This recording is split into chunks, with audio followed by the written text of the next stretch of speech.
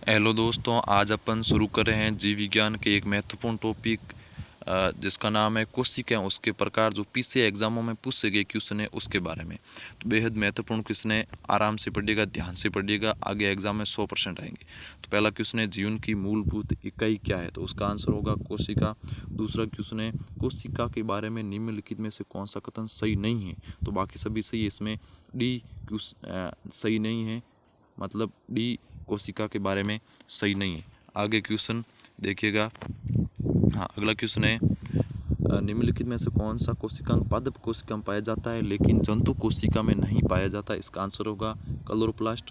अगला क्वेश्चन है, कोशिका का जीवित अंश एंड जीव द्रव्य कहलाता है, यह किससे बना होता है? तो इसका आंसर होगा कोशिका।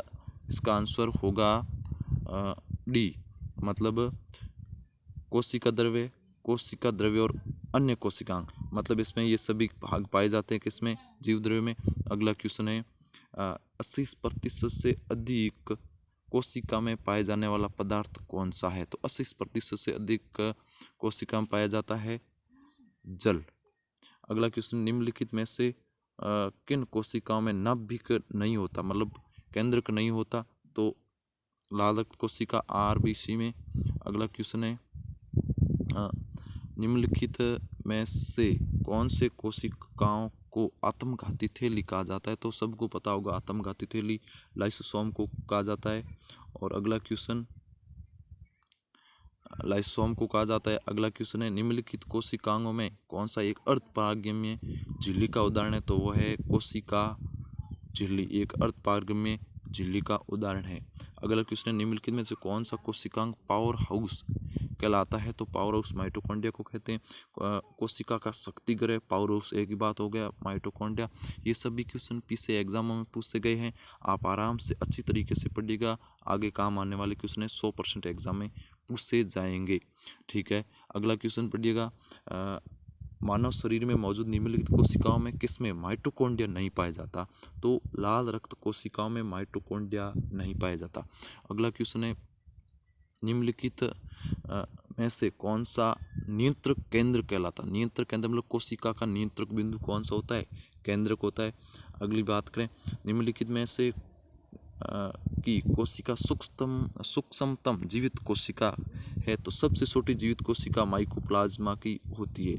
अगली बात करें अपन, तो अगला क्वेश्चन है अपना निम्न, हाँ ये हो गया। अगला है, डीएनए का संबंध जिस अति मूल प्रोटीन से उसे क्या कहते हैं? मतलब डीएनए का संबंध किस सबसे विशिष्ट प्रोटीन होती है उससे है? तो वह है हिस्टोन प्रोटीन। वो कौन सी प्रोटीन है? Histone protein. और अगला क्वेश्चन है अपना, वो है, निम्नलिखित में से किस एक कोशिकांग समूह में डीएनए पाया जाता है? मतलब एक समूह नीचे दिए गए जिसमें सभी में डीएनए, सूत्रकर्णिका मतलब माइटोकॉन्ड्रिया, और केंद्रक और हरितलोक में अपना खुद का डीएनए पाया जाता है। और डीएनए की पॉलीन्यूक्लियोटाइड श्रृंखला में समाविष्ट होता है। डीएनए की पॉलीन्यूक्लियोटाइड में क्या क्या समावेश होता है?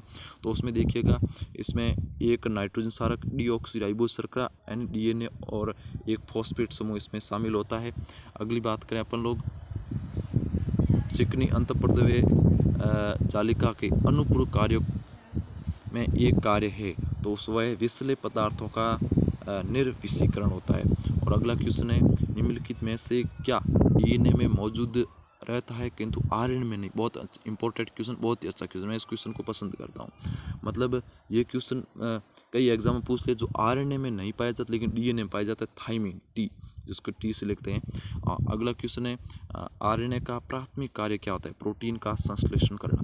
अगला क्वेश्चन है, हाँ अगला क्वेश्चन है अपना, राइबोसोम होते हैं किसके बने होते हैं? क्वेश्चन ये है, राइबोसोम होते हैं किसके बने होते हैं? आरएनए के। और आनुवांशिक यूनिट यानी अर्थात जीन कहाँ होते हैं, किस में पाए जाते हैं? तो गुणसूत्रों में। किसमें? गुणसूत्रों में। अगला क्वेश्चन, डीएनए की द्विकुंडली संरचना किसके द्वारा सर्वप्रथम दी गई थी? तो डीएनए की कुंडली संरचना किसके द्वारा दी गई? वाटसन और क्रिक के द्वारा। अगला क्वेश्चन है, सबसे पहले डीएनए को अलग किसने किया था? सबसे पहले डीएनए को फ्रेडरिक ऑफ मिस्र ने किया था सबसे पहले अलग। अगला क्वेश्चन है, डीएनए के दो स्ट्रैंड डबल स्ट्रैंड संबंध होते हैं। डबल स्ट्रैंड का संबंध कैसे होता है? हाइड्रोजन बॉन्ड, दो स्ट्रैंडों के मध्य हाइड्रोजन बंध बांधे रखता है उसको डीएनए। एक तंतुगोचन स्ट्रैंड में से आरएनए में आनुवंशिक सूचना के प्रति रूपांतरण की प्रक्रिया कहलाती है अनुलेखन। क्या कहलाती है? अनुलेखन कहलाती है। अगला क्वेश्चन, डीएनए की अंगुली छाप का प्रयोग किसकी पहचान के लिए किया गया? तो इसका आंसर उपरोक्त सभी होगा। उपरोक्त सभी का मतलब है बलात्कारी, माता पिता, शोर, सब पता लगाया जा सकता है। अगला क्वेश्चन है, जीव कोशिकाओं में आनुवंशिक लक्षणों को नियंत्रित निम्नलिखित में कौन सी कोशिका उत्तरदायी है? तो अपन कहेंगे इसमें डीएनए, जो आनुवंशिक कोशिका का पता लगाने में है। दोस्तों थैंक यू, धन्यवाद। आगे से आगे शेयर कीजिए। जो आने वाले एग्जामों में 100% काम आने वाले क्वेश्चन है, और ये क्वेश्चन सभी क्वेश्चन पिछले एग्जामों में पूछे गए क्वेश्चन है और भावी एग्जामों में पूछने के लायक क्वेश्चन है। Okay, thank you.